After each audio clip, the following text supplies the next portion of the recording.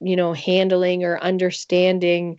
All we have within us is the ability to even make one decision that can empower you to, feel like you got something together. I think, if you can hold on to that and have hope, hope really is the basis of, you know, all things to come.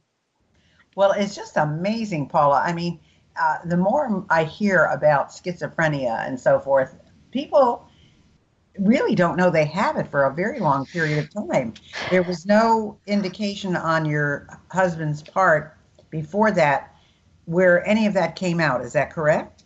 No, he was an executive with a large chain and responsible for a whole bunch of things within his organization and managing a large team. And um, as with the hospitality industry, he was held at knife point during a New Year's event, you know, earlier on in that year with some drunken person, but he seemed fine after that and ended up being put on some low dosage and depressant, and for some reason it didn't connect with his chemical makeup, and they think So maybe that's what tipped that him. was the kickoff or something like that I because think it something, yeah.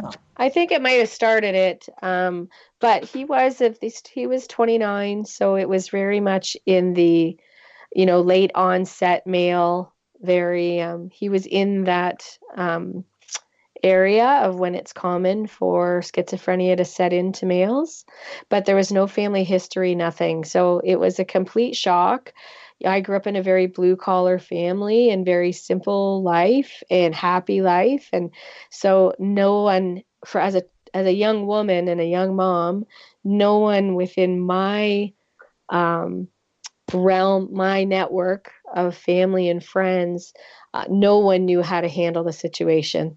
No one had the experience back then. You didn't talk about mental health back then. You didn't have those conversations, and nobody had it, or if they did, they didn't talk about it. Well, but the point is, I don't even think today that anybody would know how to handle something like that. I mean, yes, it's more out in the open, but it just shows you how strong an individual you can be. And of course, with you, you had a child involved and you had to be strong for him. So, you know, you talk a lot about authenticity and, your authentic self, both in life and how it's important, and define what you mean by that. Well, a good example would be probably social media now, especially Facebook, because people tend to, and I really see like the rate of depression rising and anxiety. And I think people are basing their own life on the 2% of what they see people posting about their lives. And I think that's a very dangerous place to be in.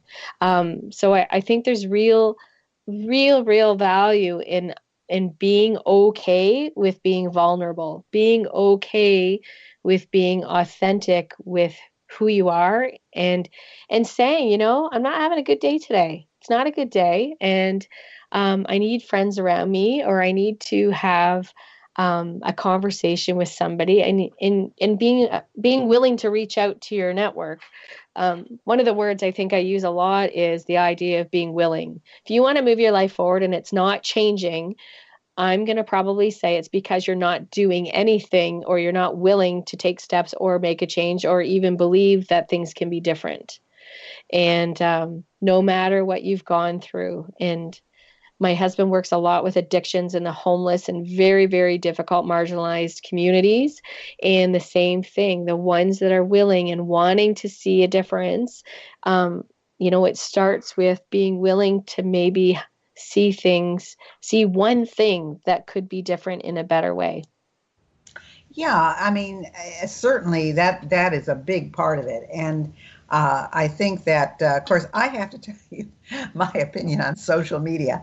I know that there are, just thousands and millions of people on social media, but I also have to say that, there's a lot of people who say things there that it shouldn't be said. I mean, people attack people for the craziest things. Something came out yesterday about a particular individual who, she had a picture of herself and her 6-year-old daughter on social media and in a bikini. And, people said how terrible it was. She had a 6-year-old in a bikini on, and I looked at that and I thought, well, my gosh, I see that every day at the pools around Florida. I mean, Yeah. there's nothing wrong with this.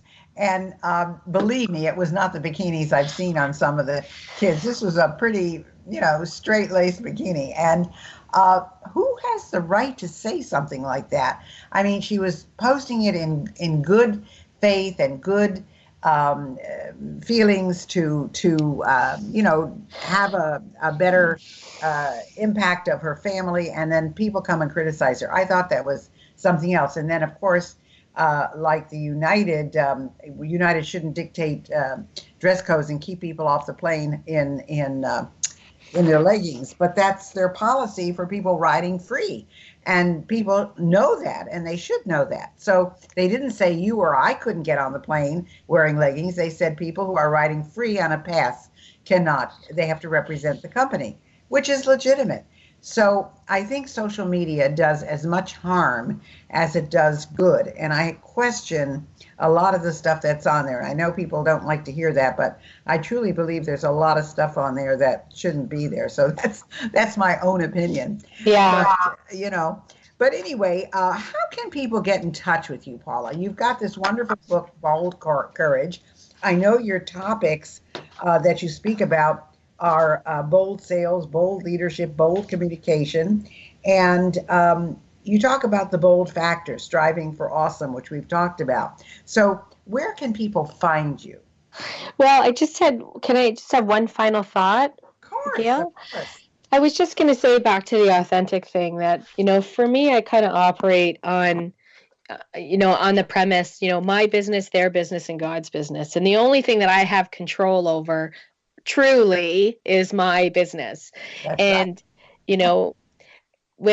and that to me comes down to infusing kind of this idea of awe. And to me, that breaks down to what my actions are, what my words are, what my emotions are. If I can keep that 3-point kind of idea at the top of my head, that's really going to help to give me a strategy for moving forward in the most authentic, consistent, reliable fashion that's going to keep me the most stand up, professional, and just, reliable go-to person that I can be and live my life the best, because I'm always going to be the same.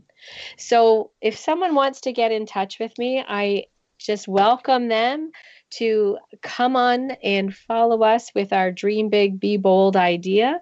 And they can certainly go to dreambigbebold.ca or paulamorand.com and find me there.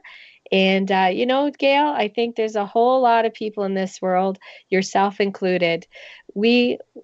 People are good. People are genuinely great people. And we are all desiring to be validated and to know that how we're doing life in our own unique way is somehow making an impact. So today I celebrate you for sharing these stories and for having me be a small part of your community. Well, I appreciate that. And I will say, Paula, that I do think when you have a closed group, like we have several closed groups on Facebook, and that's how I found you in our Power Women from the National Speakers Association. And that is a very supportive and a great feedback group. If you ask for feedback, they will give it to you. You may not always like it, but it's kind in the way it's given. I think when you're part of a group, it's a much different thing than your Facebook page that is open to everybody and everybody makes a comment. So I will say that. But again, let's let people know once more, if you want to get a hold of Paula, and especially go for her book, Bold Courage. Go for that book. Her email or her website is Paula, M.S. Morand, MORAND.com. And you can find everything about it there. Her Facebook is Speaker Paula Morand, and her Twitter is at Paula Morand. So that gives you a little bit of everywhere to get a hold of her. I really appreciate you doing this today, Paula, and continued best wishes and great luck on your work. It's much needed. Thank you so much, and have a great day, and thanks.